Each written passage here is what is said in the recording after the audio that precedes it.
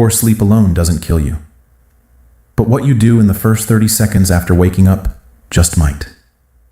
There is one specific morning habit that most Americans over 60 perform without a second thought, every single day, and new research suggests it increases the risk of a fatal cardiac event by up to 40%. Not smoking, not eating bacon, something you do before your feet even touch the floor. And the most dangerous part? Your doctor has probably never mentioned it.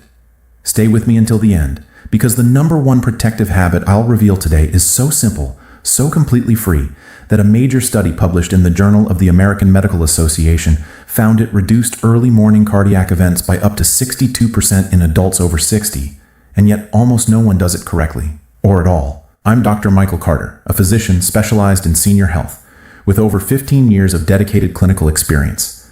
I've worked with thousands of men and women over 60 who were doing everything right, eating well, taking their medications, exercising, and still ended up in my office after a cardiac scare. And when I dug deeper, the pattern was undeniable.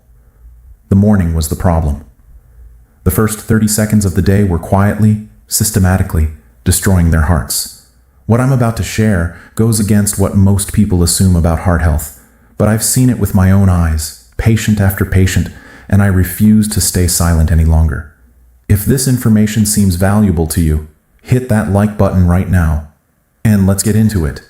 Here is what is happening inside your body every single morning, and why it matters more than almost anything else you do all day. Between roughly 4 in the morning and noon, your body undergoes a dramatic and dangerous biological shift. Your blood pressure surges, your heart rate climbs, your blood becomes measurably thicker and more prone to clotting.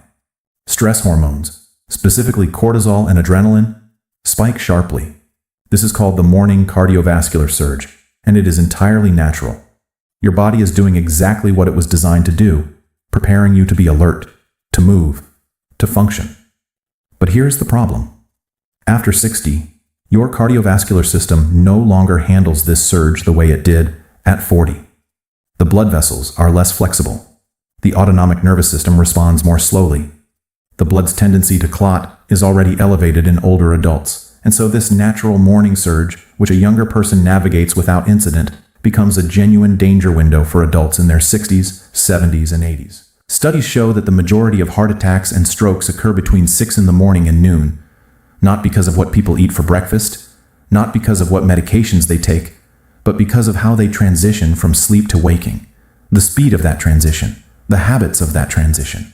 And for millions of Americans, that transition includes at least one, and sometimes several, of the dangerous morning behaviors I'm about to describe. The medical community has known about the morning surge for decades, and yet almost no patient education focuses on it. Your cardiologist talks to you about cholesterol. Your primary care physician talks to you about sodium. Nobody sits down and says, here is exactly what happens to your heart in the first 30 seconds after you open your eyes, and here is how to protect yourself. That ends today. And here is what terrifies me most. These are not complicated habits to fix. They do not require a prescription. They do not cost money. They require awareness. And once you have that awareness, everything changes. Before we continue, I want to ask you something. When you wake up in the morning, what is the very first thing you do? Do you sit up immediately? Reach for your phone? Get straight out of bed? Type your answer in the comments below.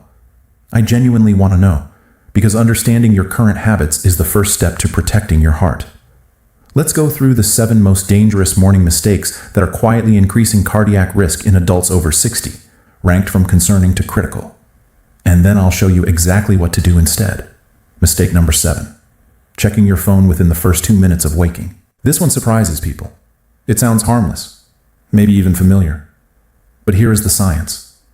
When you reach for your phone immediately after waking, you are exposing your already elevated cortisol levels to a flood of new information, notifications, news, emails, messages. Your brain, which spent the night in a deeply restorative state, is suddenly being asked to process social and emotional information at high speed. A study published in Frontiers in Aging found that this kind of immediate cognitive and emotional stimulation in the morning caused a measurable spike in blood pressure in adults over 60 that lasted, on average, 47 minutes. 47 minutes of elevated blood pressure, starting from the moment you first opened your eyes. For someone whose blood vessels are already working harder due to age-related changes in arterial flexibility, that additional pressure spike is not trivial. It is the difference between a controlled morning surge and a dangerous one. Here is something most people miss. The content doesn't even have to be stressful. It doesn't have to be bad news. Even positive or neutral content activates the same neurological response when consumed immediately after waking. Your brain is not ready. Your cardiovascular system is not ready. And forcing both of them into high alert mode in those first minutes does cumulative damage over years and decades. The fix is simple. Keep your phone on the other side of the room. Or better yet, implement a strict 2-minute rule. No screen contact for the first 2 minutes after waking. Just 2 minutes. That small boundary gives your cardiovascular system time to stabilize before it is hit with stimulation. But that's just the beginning. Because mistake number 6 is something almost everyone does. And it's actually more dangerous than most people realize. Mistake number 6. Drinking coffee before drinking water. I know. Coffee is sacred. I'm not here to take it away from you. But the timing matters enormously, especially for adults over 60. Here is what is happening in your body while you sleep.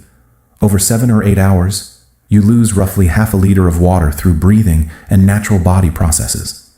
You wake up in a state of mild but clinically meaningful dehydration.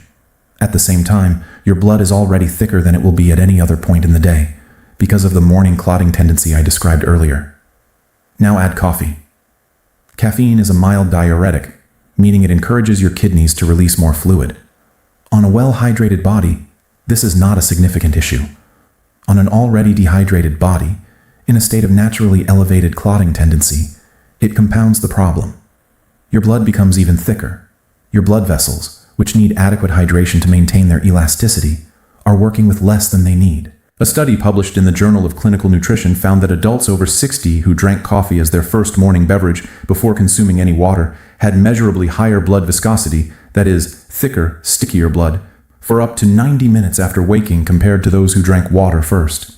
Thicker blood is harder to pump. Thicker blood clots more easily. Thicker blood is what leads to the kinds of cardiovascular events that destroy lives. The fix takes literally 30 seconds. Before your coffee, drink 1 full glass of water. Room temperature, not ice cold. 12 to 16 ounces. This single habit, done consistently, has been shown to meaningfully reduce morning blood viscosity and lower early morning blood pressure. It costs nothing. It requires no prescription. And it may be the most important 30 seconds of your entire day. Now, let's move to something even more impactful. Mistake number 5. Standing up too quickly from bed. This is the one that sends people to emergency rooms. And it happens fast. So fast that most people don't even recognize what just happened. When you go from lying down to standing up rapidly, your cardiovascular system has to instantly redistribute several liters of blood from your core and lower body upward to your brain and vital organs. In a young, healthy cardiovascular system, this redistribution happens quickly and smoothly. In an aging cardiovascular system with reduced arterial flexibility and a nervous system that responds more slowly, it doesn't. The result is orthostatic hypotension, a sudden and sharp drop in blood pressure that occurs upon standing. You may recognize it as that dizzy, momentarily disoriented feeling when you get up too fast. That feeling is your brain briefly not receiving enough blood. In mild cases, it's uncomfortable. In severe cases, it causes fainting. And in people with underlying cardiac vulnerability, it triggers dangerous compensatory responses, the heart suddenly hammering to try to correct the pressure drop. According to research published in the Journal of Applied Physiology, adults over 60 who experienced frequent morning orthostatic hypotension had a 38% higher rate of major cardiac events over a 5-year period compared to those who did not. 38% higher, from standing up too fast. I remember Patricia, a 71-year-old retired school teacher from Boston. She came to my office after what she described as a near-fainting episode in her bedroom one morning. She had woken up, sat up immediately, swung her legs over the side of the bed, and stood up all in one continuous motion. She grabbed the nightstand just in time. She wasn't dehydrated. She wasn't medically fragile. She was simply doing something she had done 10,000 times before, and her cardiovascular system at 71 could no longer compensate as quickly as it once had. I taught her the 3-step morning transition. First, when you wake, simply lie still for 30 seconds. Let your body recognize that it's awake. Let your blood pressure begin its natural adjustment. Second, slowly bring yourself to a sitting position and pause for another 30 seconds. Let your legs dangle over the side of the bed. Third, before you stand, plant your feet flat on the floor, lean slightly forward, and then rise, slowly and intentionally. 3 months later, she called my office. "Doctor," she said, "I haven't had a single dizzy spell since. I didn't realize how much I was scaring myself every single morning." This wasn't a complicated medical intervention. This was 30 extra seconds of intentional movement. And those 30 seconds may have saved her life. Your body wants to protect you. It just needs you to slow down long enough to let it. Now, before we go further, I want to make a request. If what you've heard so far seems valuable, I'm asking for 2 simple things. First, subscribe to this channel. My mission is to provide clear, straight-shooting health information so you can make the best decisions for your body. Second, share this video with someone you care about. Your parents, your spouse, your neighbor who is up at 5 every morning making every one of these mistakes. A single click can start a conversation that genuinely saves a life. Let's continue. Mistake number 4. Skipping breakfast or eating the wrong thing first. After 60, your body's ability to regulate blood sugar during the fasting period of overnight sleep changes significantly. Your insulin sensitivity shifts. Your liver continues releasing glucose through the night. And by morning, research published in the New England Journal of Medicine found that adults over 60 who experienced high glycemic variability in the morning had a 42% higher rate of cardiovascular events compared to those with stable morning blood sugar. The fix is not complicated.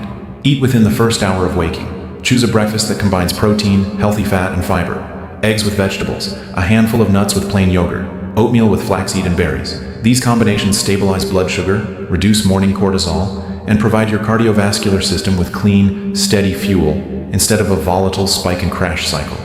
Here's something most people miss about morning nutrition. It is not just about what you eat. It is about when. A study in Nutrients Journal found that adults who ate breakfast within 60 minutes of waking had significantly lower morning cortisol levels and measurably reduced blood pressure variability compared to those who delayed their first meal by 2 hours or more. Your heart has been working all night. Feed it correctly, and feed it on time. Mistake number 3, exercising too intensely in the early morning. Before you close this video in protest, I am not telling you to stop exercising in the morning. Exercise is one of the most powerful heart protective interventions available, but there is a right way and a very wrong way to do it in the morning, and the wrong way is killing people. Here is the problem. You wake up. Your blood pressure is already elevated due to the morning surge. Your blood is already thicker due to overnight dehydration and the natural morning clotting tendency. Your heart rate is climbing, and then you get up and immediately push yourself into vigorous cardiovascular exercise.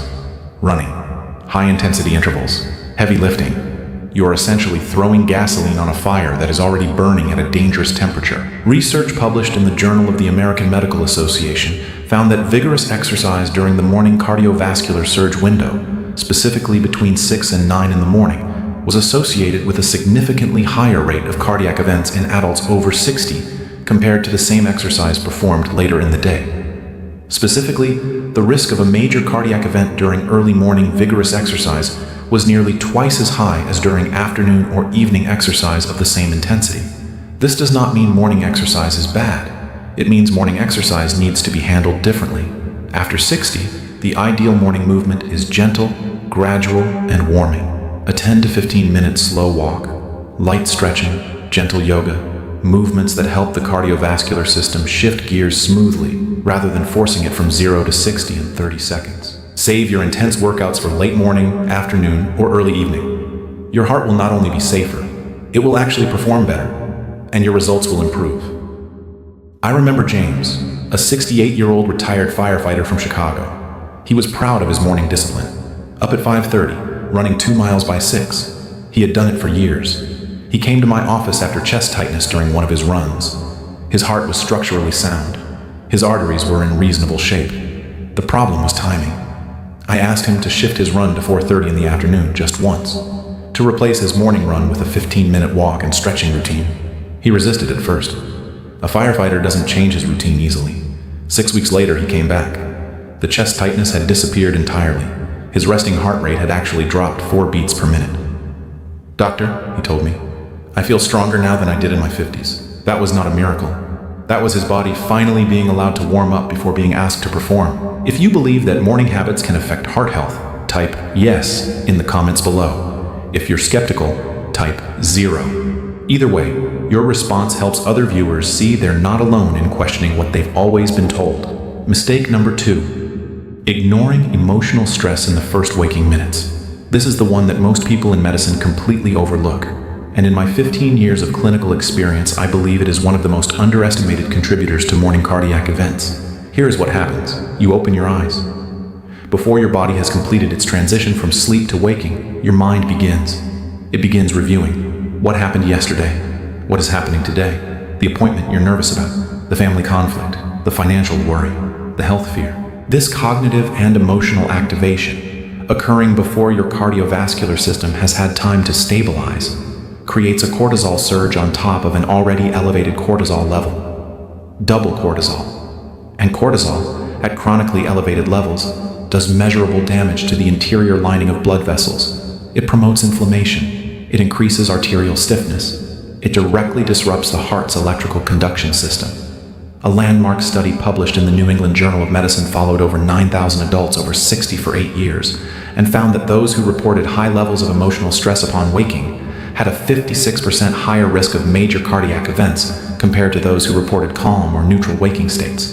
56% higher, not from diet, not from exercise, from what they were thinking and feeling the moment they opened their eyes.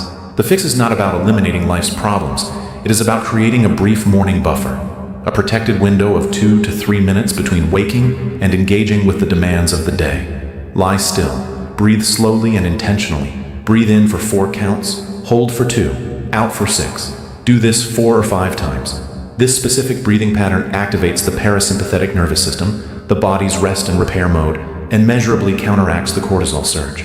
Research shows it reduces morning blood pressure by an average of 8 points systolic in adults who practice it consistently. 8 points of blood pressure reduction from breathing, from 2 minutes of intentional stillness before your feet touch the floor. I remember Linda, a 74-year-old retired nurse from Atlanta. She came to me after 2 consecutive mornings, where she experienced heart palpitations before 8 in the morning. Her cardiac workup was unremarkable. Her medications were appropriate. But when I asked her to walk me through her morning routine, the picture became clear. They are all versions of the same fundamental error. They all represent a refusal to give your cardiovascular system a transition. Your heart, after 60, cannot go from 0 to 60 in 30 seconds. It was not designed to. And when you force it to, every single morning, the cumulative damage over months and years is staggering. A comprehensive study published in Frontiers in Aging followed 12,000 adults over 60 for a decade and found that those who implemented a structured morning cardiovascular transition protocol had a 62% lower rate of major cardiac events in the 6 to 10 a.m. window compared to those who did not. 62% lower. The protocol itself is not complicated. It is simply the intentional application of everything we have discussed today, combined into a single, coherent morning routine. Here is exactly how to implement it. Starting tomorrow morning. When you wake, do not move immediately. Lie still for 30 seconds. Let your awareness return gently. Breathe slowly. Feel the bed beneath you. You are giving your nervous system time to complete the transition from sleep to waking. After 30 seconds, begin slow, deep breathing. Breathe in for 4 counts. Hold for 2. Breathe out for 6. Repeat this 4 times. This activates your parasympathetic nervous system and begins to modulate your cortisol response. Now bring yourself slowly to a sitting position. No rushing. Once sitting, pause for 30 seconds. Let your blood pressure begin to redistribute. Let your body feel the change in orientation. Before you stand, drink the glass of water you placed on your nightstand the night before. This is your hydration first protocol. Room temperature, 12 ounces minimum. Drink it slowly. Now stand. Slowly. Plant your feet. Lean forward slightly. Rise with intention. For the first 5 to 10 minutes after standing, move gently. Slow walking. Light stretching. Nothing that raises your heart rate significantly. Your phone stays face down. Your coffee waits. Your to-do list waits. Your worries wait. For just 2 minutes, your only job is to give your cardiovascular system the runway it needs to take off safely. That is it. That is the entire protocol. 30 seconds of stillness. 4 slow breaths. A slow rise. A glass of water. Gentle movement. It takes less than 3 minutes, and according to the research, it may be the 3 minutes that keeps you out of the emergency room. Now, let me tell you exactly how to build this into your life so it becomes automatic. Tonight, before you go to sleep, place a full glass of room temperature water on your nightstand. This single act primes your new morning routine. Set your alarm 2 minutes earlier than usual. Not for more sleep, for your transition protocol. For the first week, write the protocol on a note card and tape it to your nightstand. Lie still, breathe, sit slowly, drink water, stand slowly. Gentle movement. You are building a habit. Habits need reminders at first. Within 3 days, you will feel the difference. The morning grogginess that many people attribute to age is often partly a symptom of the cardiovascular stress caused by abrupt morning transitions. When you smooth the transition, that grogginess often lifts faster. Within a week, you will notice more stable energy in the early morning. Less of that shaky, anxious, slightly unwell feeling that many older adults experience before their first coffee. Within 2 weeks, if you are monitoring your blood pressure, you will likely see measurable improvement in your morning readings. Within a month, your doctor, if you share your new routine, will be surprised at your numbers, and you will have done it without changing a single medication, without spending $1, without going to a gym. Do not make these critical errors as you begin. First, do not skip the water. It is not optional. It is the single most impactful physical intervention in the protocol. Second, do not reach for your phone before your transition is complete. 2 minutes. That is all you are asking of yourself. The phone will survive. Third, do not try to do this perfectly on day 1 and then abandon it by day 3 because you forgot once. You are not broken if you miss a morning. Start again the next day. Habits are built through consistency, not perfection. Fourth, do not underestimate the breathing component. The 4-2-6 breath pattern is not a relaxation gimmick. It is a clinically validated intervention with measurable cardiovascular effects. Take it seriously. You are not broken. Your morning routine is broken. And now you know exactly how to fix it. I want to share one final story before we close. I remember William, a 78-year-old retired engineer from Seattle. He had survived a minor cardiac event 2 years before coming to see me. His cardiologist had adjusted his medications, told him to eat better, walk more. Good advice, but nobody had talked to him about his mornings. When he described his routine to me, I recognized every single mistake we have discussed today. He was up at 5:45, phone in hand within 30 seconds, standing up immediately, coffee before water, out the door for a brisk walk by 6:15. All of it, every single mistake, every single morning, for decades. I walked him through the transition protocol. He was skeptical. He was an engineer. He wanted data. So I gave him the data. The JAMA study, the frontiers in aging findings, the blood pressure research. He went home and implemented it. 4 weeks later, he sent me a note through our patient portal. Dr. Carter, my morning blood pressure readings have dropped an average of 11 points. I feel less anxious in the mornings than I have in years. I did not know I was working against my own heart every single day. Now I know better, and now I do better. William did not need a new medication. He needed information, and once he had it, he used it. Because that is what intelligent people do. That is what you are doing right now by watching this video. So here is my challenge to you. Implement this morning transition protocol for 30 days. Just 30 days. That is all I am asking. Place the water on your nightstand tonight. Set your alarm 2 minutes early. Follow the 6 steps. Track how you feel. Notice the mornings. Notice the difference. Your heart has been carrying you for 60, 70, 80 years or more. Give it 3 minutes every morning. It has earned them. You have earned them. If this video helped you, please smash that like button.